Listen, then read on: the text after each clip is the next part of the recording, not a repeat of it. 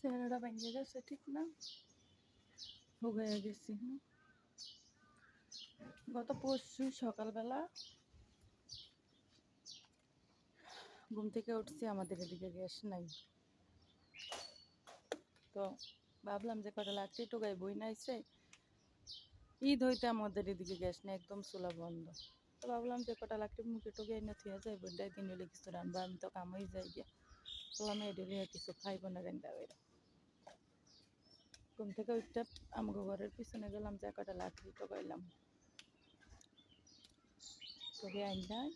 এখন আমার বুক ব্যথা, ভাল লাগে না, কলজাটা জলে। অনেকক্ষণ হইয়া রইলাম, হয়ে থেকে দেখে আমি সময় যেতেছে, ওরা বইনে দেখে বইনে আমার না শরীরটা কেমন লাগতেছে। কয় তাহলে আজকে কাজে যায় না, আমি কি দূর পাগল, বেড়ারা কি মানবো যে জায়গায় ঈদের দিনও বন্ধ পাইনি। গেছি কাজে, কাজে যাই আর আমি ঠিক থাকতে পারি না।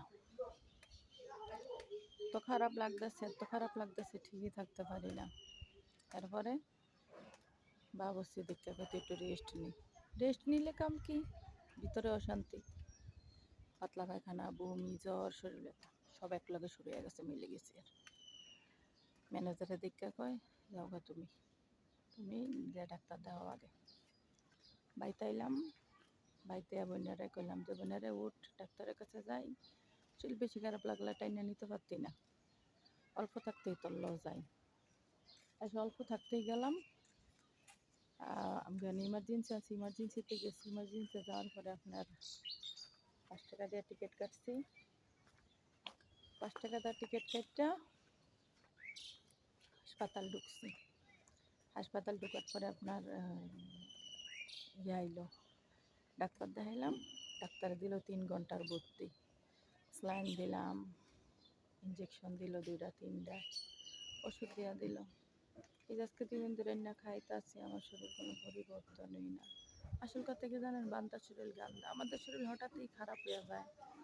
এরকমও তো এরকমই ভাবেই তো হঠাৎ একদিন দুর্নীতি যাবো গিয়া। হ্যাঁ, রান্না বাড়ার আয়োজন করতেছি, ছেলে মেয়ে স্কুলে পাঠাইতেছি, কিংবা কেউ কাজ যাচ্ছে, কেউ বাজার করতেছে, ওখানে মারা যাইতেছে। এটাই তো, জীবনের কোনো গ্যারান্টি নাই। আজকে 3 দিন যাবত আমি আমার শরীর নিয়ে লড়তে পারতেছি না। তারপরে কালকে কাজ করে আইছি, আজকে এখন প্রস্তুত কাজে যাওয়ার জন্য।